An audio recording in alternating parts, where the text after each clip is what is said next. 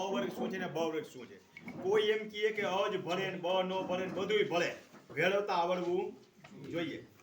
પાહરો વરે, પાહરો વાળતા આવડવો જોઈએ. દોથા તો આવડવું જોઈએ ને, થાપો મારીને તો પાહરો વરે, બાકી પાહરો વરે નહીં, જેનાથી વરતો એનાથી વરે. તો આ પેલા તો બ વર્ગ શું છે એ સમજી લ્યો. પોત ખરાબો બ વર્ગ એટલે કે તમારી સુવાંગ માલિકી નથી, કોકનો સંયુક્ત માલિકી હક છે. દાખલા તરીકે મારો ખરાબો છે, સરકારી ખરાબાની વાત જ નથી કરતા, પોત ખરાબાની વાત કરીએ છીએ. એના બે વર્ગ, અ વર્ગ અને બ વર્ગ.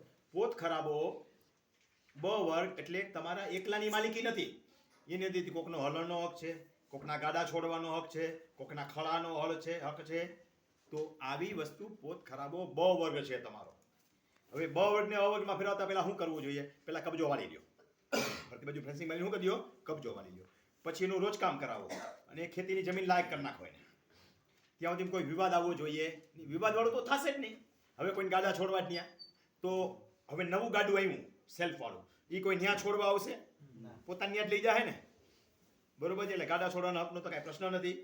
હવે વાત આવશે ખળાનો, તો કોઈ ખળા આવે ન્યા કરવા? હવે તો ખરા મગફળીને નથી થતા. અહીંયા હમણાં આવી ગાડી તે હાલી ગઈ, એક બાજુ મગફળી આવી કોથળામાં જાય ભરાઈ ગઈ ડબ્બામાં, અને એક બાજુ કૂચો પાલો વિયો ગયો.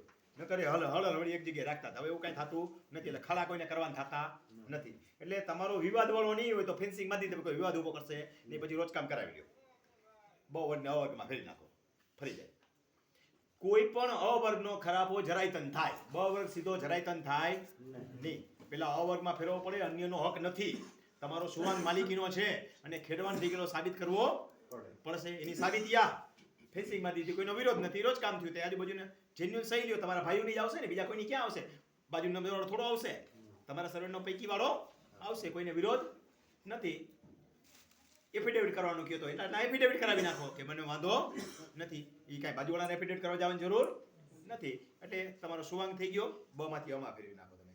અ માંથી ફેર્યા પછી હવે સરળતાથી તમે એને જરાયતનમાં ફેરવી શકશો. પહેલા તો એ જરાયતનમાં ફેરવા માટે તમારે બોર કે કૂવો કંઈક હોવો જોઈએ. ખરાબો એટલે શું હતું કે જે તે સમયે એમાં આવકનું સાધન નહોતું, ઉત્પાદન નહોતું. સરકાર લેવી, લાગો, લગાન જે કાંઈ લેતી એ શેના ઉપર લે? ઉત્પાદન થતી જમીન ઉપર લે ને. તેથી એમાંથી 2 પૈસા ખાલી થતા હોય ને તો એ વહમાં લાગતા. આપણા બાપ દાદાને પૂછી લેજો કે 1 રૂપિયો ગાડાના પૈડા જેવડો લાગતો. રાજા ખુશ થઈ જતા ને તે એક રાણી સાહેબ સિક્કો દેતા, ખબર છે? તો રાજી રાજી થઈ જતા.